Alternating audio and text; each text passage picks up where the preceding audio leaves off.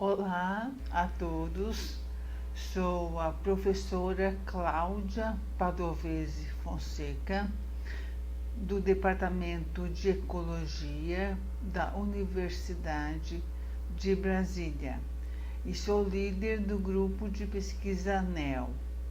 E hoje eu vou falar para vocês sobre aspectos históricos e conceitos de limnologia. A limnologia, ela se configurou como a ciência que estuda os lagos e suas comunidades, porque limno vem de liminé, que em grego significa lago. Mas atualmente o estudo é realizado em todos os corpos d'água superficiais do continente e também a sua interface do continente e o mar. Como exemplo, temos os rios e riachos, os reservatórios e as áreas alagadas. A água tem uma interface e interconexão com diversos aspectos realizados no planeta, formando o que a gente chama de matriz de componentes e interação.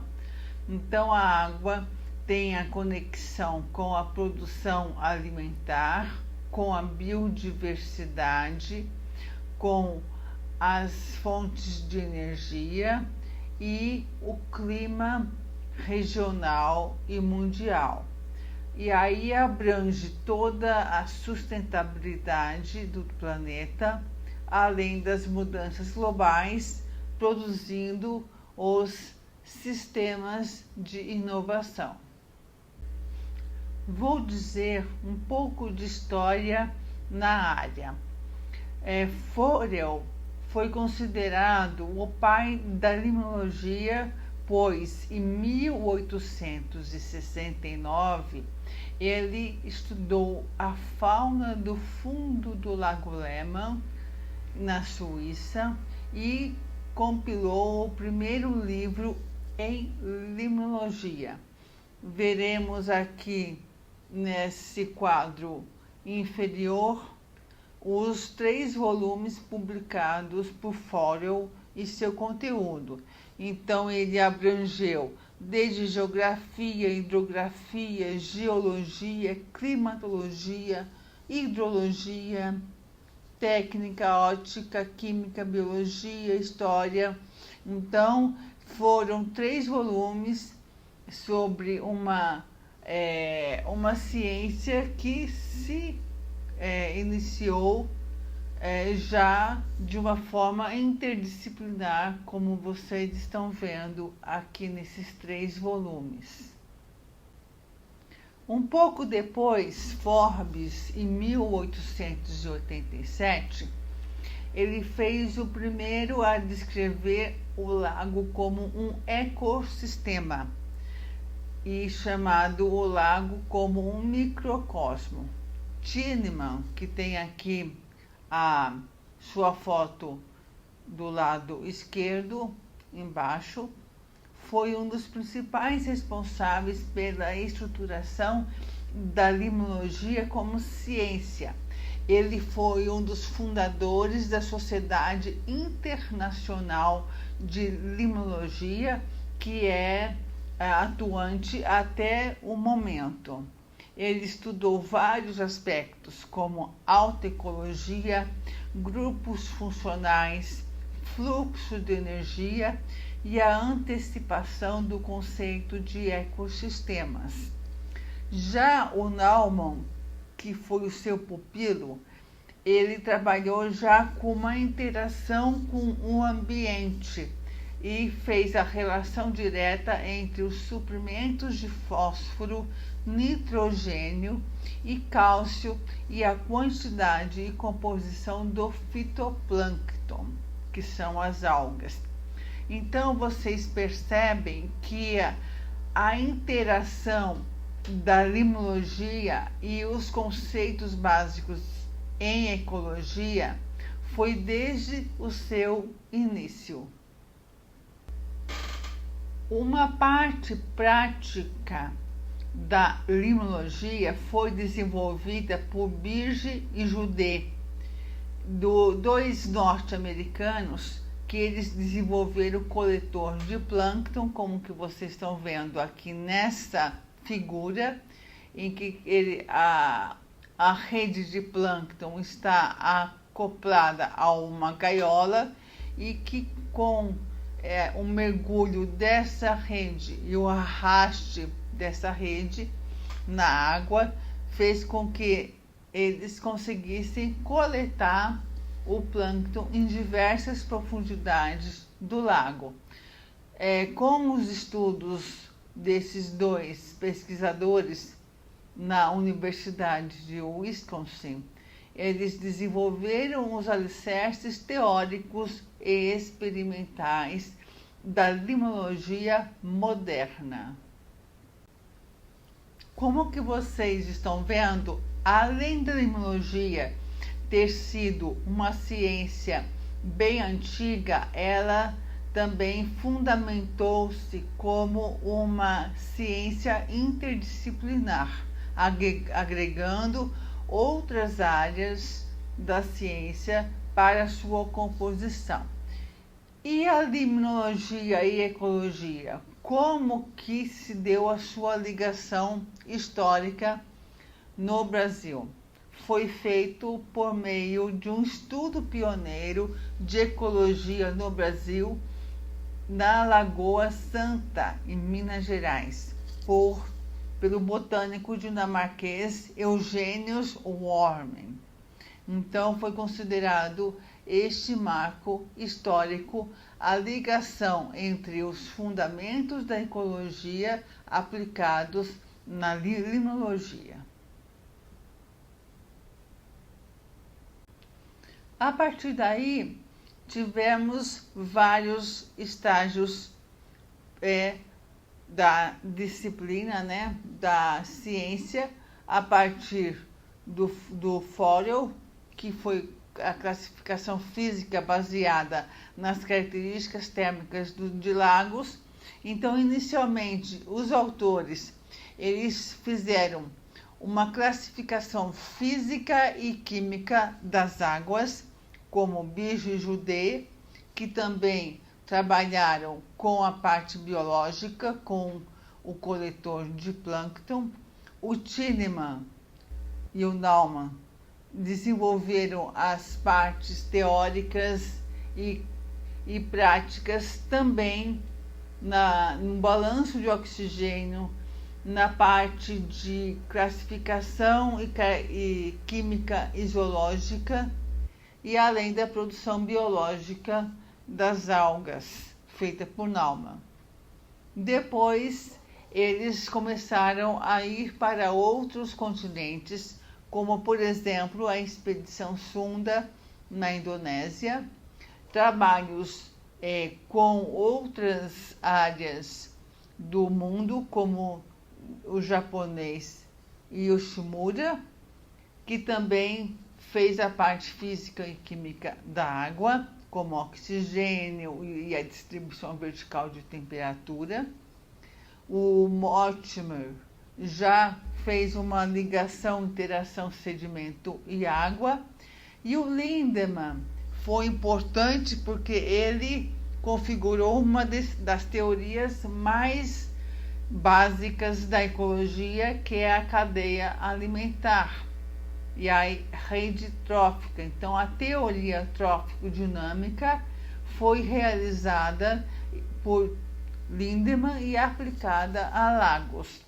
Depois, o Hutchinson, que foi o orientador do Lindemann, ele fez uma classificação térmica de lagos, porque, junto com Lindemann, eles fizeram estudos em centenas de lagos da região aonde eles estudavam. Depois temos o Margalef, na região da Espanha, que embasou a teoria de informação nos processos de sucessão fitoplânctônica. E o Vollenweider foi importante porque ele já configurou não somente o lago, os processos do lago, mas a sua interação com o uso dos solos. Então, ele integrou a bacia hidrográfica para explicar os efeitos dos usos do solo nos lagos. E aí temos a hidrodinâmica de lagos com Mortimer, o Overbeck fez a microbiologia aquática, o Wetzel, ele já trabalhou com fitoplâncton na zona pelágica de lagos, também ele fez outras coisas mais, o Wetzel, porque ele compilou vários livros junto com links, inclusive, tá? E aí foi bem importante para a consolidação da limnologia, tanto na região que ele trabalhava, lá nos Estados Unidos, como também mundialmente falando. E o Wimberger, um australiano, já trabalhou mais com a hidrodinâmica de lagos, compilando novas metodologias de análise. Então, vocês estão vendo que a limnologia ela é uma ferramenta muito útil para a sociedade moderna, para a sociedade atual, porque é uma ciência que está diretamente envolvida com o uso racional e com a conservação dos recursos hídricos, sendo até um papel, né, central no mundo contemporâneo. Algumas pesquisas que podemos realizar, tanto na teoria como na prática, e que viabiliza o uso racional da água, especialmente a água potável, torna viável a qualidade da água e a sua recuperação dos ecossistemas degradados, viabiliza o manejo e a maximização da sua produtividade, minimiza os efeitos ecológicos negativos na criação de lagos artificiais, produção de alimentos, recreação, lazer, entre outros. Então, a limnologia ela é bastante útil para a sociedade atual. Aqui nós estamos vendo um resumo dos principais campos de atuação. Então, a limnologia ela pode ser tanto como baseada em pesquisa dos ecossistemas e das suas comunidades biológicas, como atuar no controle de qualidade de água, no uso racional da água e além da recuperação e ecossistemas degradados. Então, temos uma situação em que a limnologia está sendo utilizada em diversos níveis da sociedade humana. Aqui vocês estão vendo algumas formas de coletas realizadas em campo, num trabalho que fizemos na Chapada dos Veadeiros, em Goiás. Então, no caso, a gente coletou em riachos e rios, e as coletas foram feitas para algas e zooplâncton, por meio de redes de plâncton específicas, além da coleta total para o fitoplâncton também. A macrofauna bentônica é feita por redes e arrastes específicos, coletando os organismos que estão associados ao sedimento dos rios. Além disso, coletamos a água para análise posterior em laboratório para diversas variáveis, como pH, condutividade da água, temperatura, sólidos totais, turbidez e nutrientes, além de outros. E também fizemos uma avaliação ambiental visual por meio de um protocolo. Então, temos essa situação de interação e de várias formas de coleta de material, tanto biológico como físico e químico. As águas da Chapada do Veadeiros foram consideradas típicas de nascentes e de ambientes preservados no Cerrado. Então, as águas elas tiveram temperaturas mais frias, como, por exemplo, de 17 a 20 graus Celsius, transparentes, com baixo teor de íons, bem oxigenadas e ácidas. Então, isso foi bem importante para nós, porque podemos obter locais de referências para a qualidade de água natural para o Cerrado na região. Em termos de comunidades biológicas, nós trabalhamos com a biota aquática. Por exemplo, aqui nós temos as algas, que foram apresentadas aqui várias espécies oportunistas e de ampla ocorrência, como vocês estão vendo aqui, relacionada com as cianobactérias e clorofícias, além de outras algas mais relacionadas com o ambiente de correntes, como as diatomáceas, que são bentônicas e adaptadas à correnteza, e outras espécies que já estão adaptadas e indicadores de água de boa qualidade, como as ignimaficiae.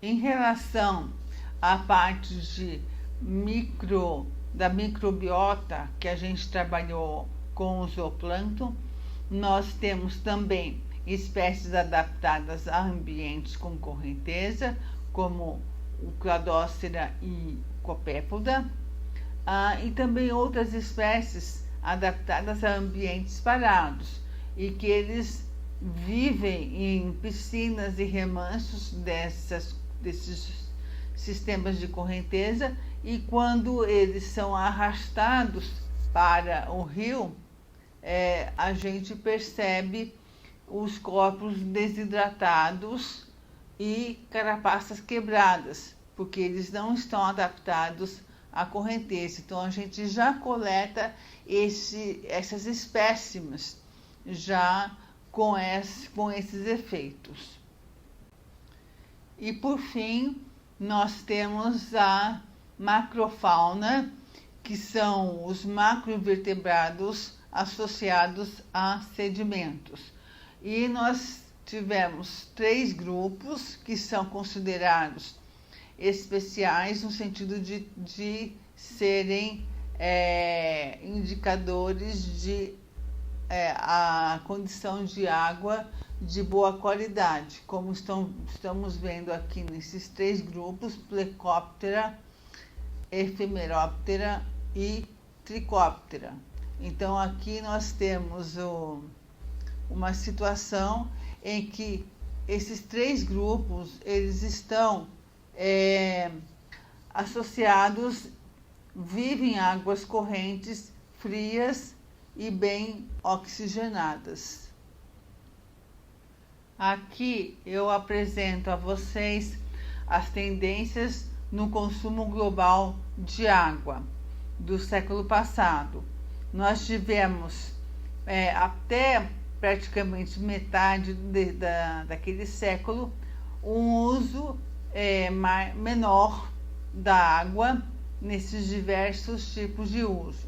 Só que o consumo global da água ela foi progressivamente aumentada a partir de meados do século passado, por meio do desenvolvimento da indústria, do uso da água na irrigação da agricultura, bem como o uso também para as represas, ou seja, a partir da década de 50, houve o aumento da construção de represas, então aí você tem um consumo total bem maior no fim do século passado, se comparar com o início daquele século. Aqui nós temos a relação do crescimento populacional, do produto nacional bruto e o tratamento de esgotos das principais cidades do planeta, como que vocês estão vendo no extremo direito dessa figura. Então, nós temos aqui a renda per capita, né, no eixo Y, no eixo embaixo, tratamento de esgoto em porcentagem, e no outro eixo, crescimento populacional por ano, também em porcentagem.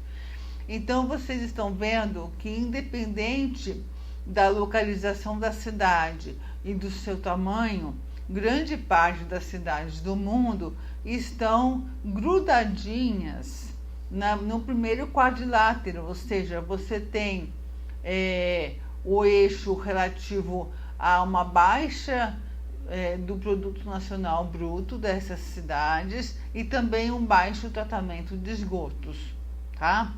Só que temos numa interface o Rio de Janeiro com 50% de esgoto tratado, mesmo que o crescimento populacional e a renda per capita também é baixa. Só que temos duas cidades fora da curva, como vocês estão vendo aí, né?